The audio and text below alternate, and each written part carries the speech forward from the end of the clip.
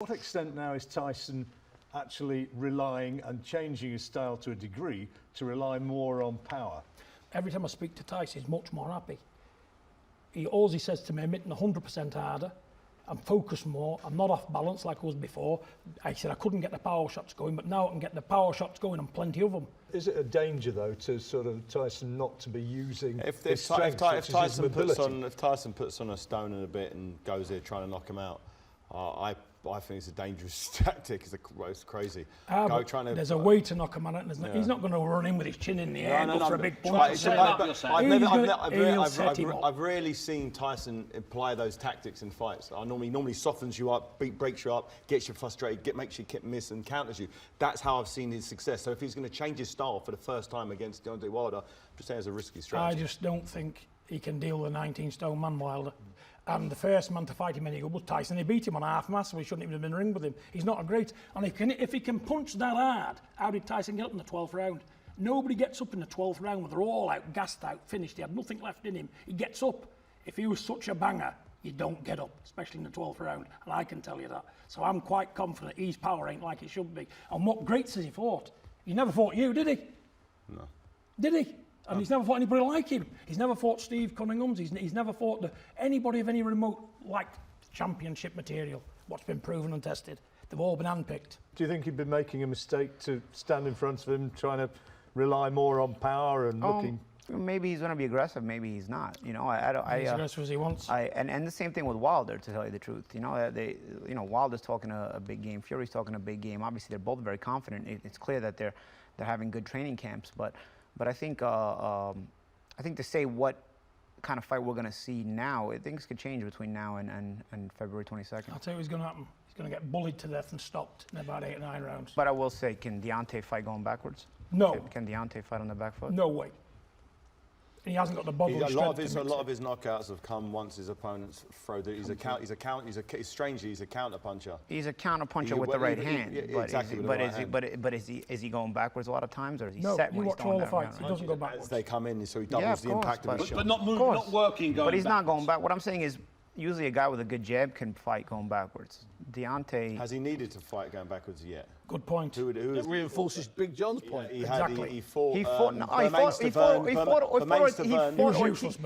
Ortiz going backwards, but there was no jab there. What I'm saying is, I think he can fight going backwards against a certain level of opponent, but if you put a jab in his face, Deontay has a good jab, but we saw in the first fight that if you can negate his jab, his ability to create offense diminishes. If Tyson Fury is the weight that you want him to be, that Wilder's punch power isn't enough to knock him out. I don't think this fight is being scored He's that way. If Tyson has a team he's behind fighting him. a man what's won the title legitimately, beat Vladimir Klitschko, and look, he had plenty left because look what he done to Joshua. He beat Joshua to death. David, I think that's crazy to think that you don't believe Wilder landing his perfect shot. Yeah, but listen, I can answer that one for you.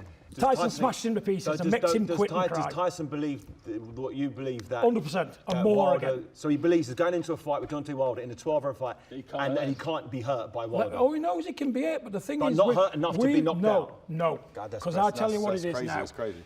How is it crazy when he couldn't beat him when he was? Well, he had nothing in him at all. His body was like wet tissue paper. Guys, why are we even having this debate? These are two world-class fighters that will make adjustments during the fight anyway. One's a great fighter in the making and one's a good fighter. Both guys are going to probably have to adjust. Paulie, I've been up close and personal with Deontay Wilder. I seen something in his eyes, and I've been as close to him as I am to you. And I seen what I seen in him, and my son's got too much from him in the department. Was that after the last fight, John? Was that after the last fight, John? No. It was in Ireland. It was in Ireland, I said. I come right close to him and I thought, you know what?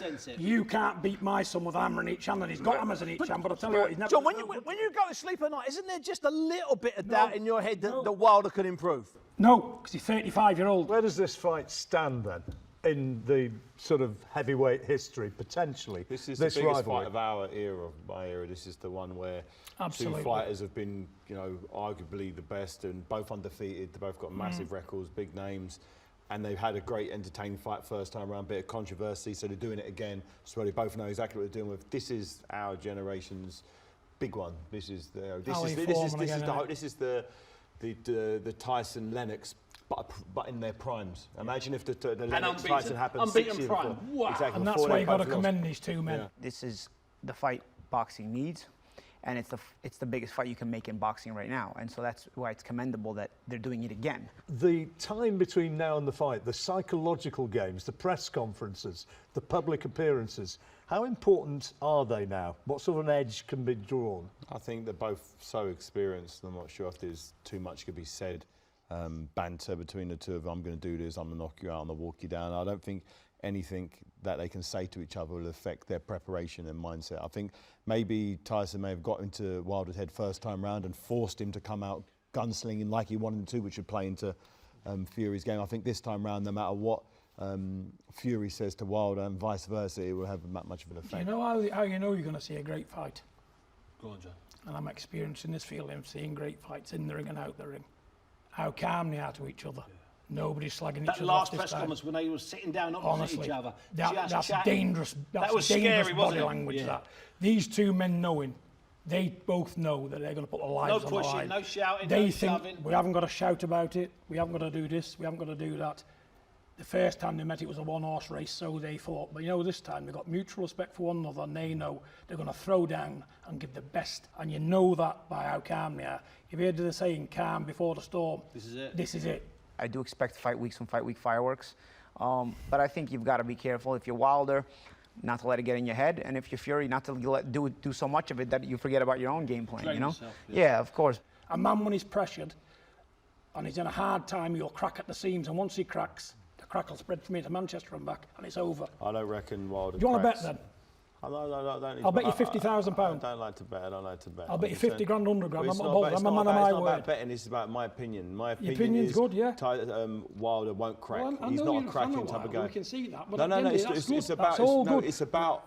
You tell I've me- never seen any. No, I've never seen anything in the ring when he's fought. I've never seen anything personality-wise. I've never seen anything inspiring Suggests that he'll suggests crack he cracks under pressure. Listen. Until I see a man crack, 'Cause he I knows give what everyone the nobody- benefit of the doubt.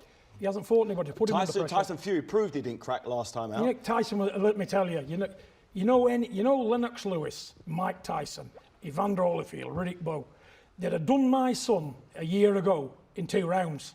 You know what I'm saying? I'm saying it because he shouldn't have been in there. His body, you could put your finger in it, that fight was like a lot of tissue paper, all little saggy skin like a blowed up balloon. I was in better shape. Because he'd 50 lost year all old. that weight and he hadn't lost 10 trained at the stone. weight, yeah. He was as weak as a kitten, but his self-belief, he said, my self-belief and my determination enough to beat him. He said, because I know he ain't got it. But listen, I'll be the first one to come and say, David, I'm wrong. Steve, I'm wrong. Paul, I'm wrong. John, I'm wrong. But I know this time what my son's capable of doing.